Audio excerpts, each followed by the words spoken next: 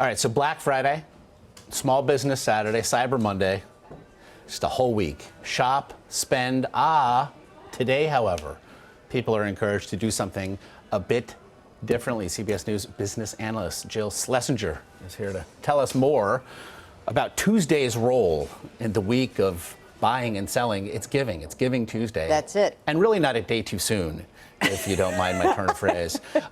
Just what a wonderful idea, if nothing else. It's been great, actually. It's a nice way to sort of turn off your consumerism and focus yourself on what we need to be thinking about during the holiday season, maybe supporting those organizations that may have a tough time under the next administration, maybe just supporting the local chapter of any organization you care about, or, for frankly, your local library. So it's a nice event. You're going to get bombarded with emails today. A couple of things I should point out. Earlier this year, the IRS commissioner said we are seeing a wave of charitable scams. Yeah, so how do we know? Oh, God, it's so depressing, actually.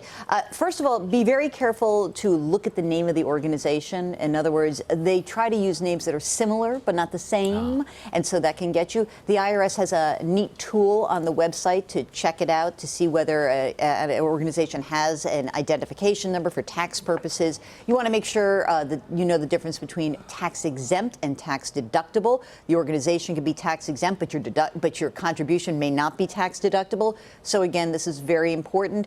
And listen, if anyone's asking you to give cash or wire money or just don't do it. Just don't do anything like that. If you're feeling a heavy sales tactic, hang up the phone, delete the email, and just take control of that. Today is about you giving, not being sold anything. Well, as we know, Thanksgiving weekend was a huge time for consumers to score some deals ahead of the holiday.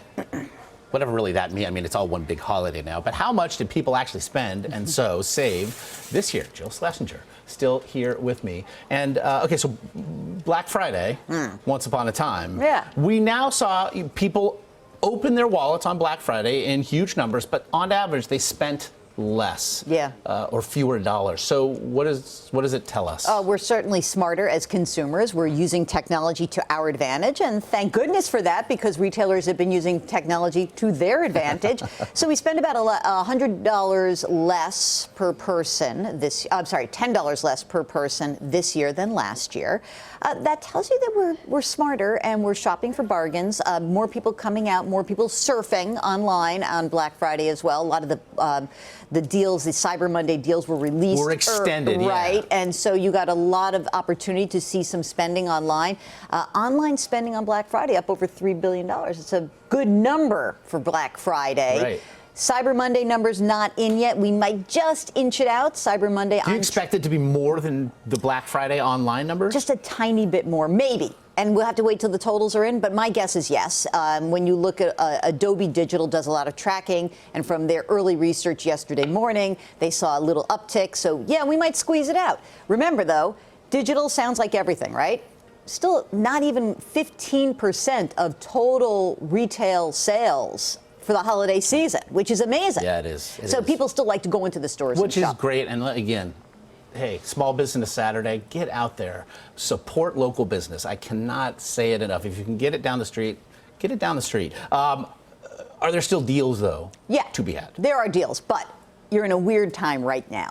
So what you should be doing is you should be tracking prices, and you can do this very easily online. You can set up alerts, but the deals will start to come fast and furious as you get closer to the holiday. And when is the best deal? As soon as we turn over and we get to the 26th. Yes. That said, it's really not fun to say to your kids, we are celebrating instead of Christmas, we are say January 6th, Epiphany. So you've got to do what you got to do. My old financial planner in me really wants to reiterate that you've got to stay within your spending budget. It's just so important. Well, I mean, if you did wait until the Epiphany, do you want to point out that's what the three wise men did? It would be very wise. Yeah, exactly. January 6th, exactly. Perhaps. Speaking of wise, Jill Schlesinger, thanks. Thank you.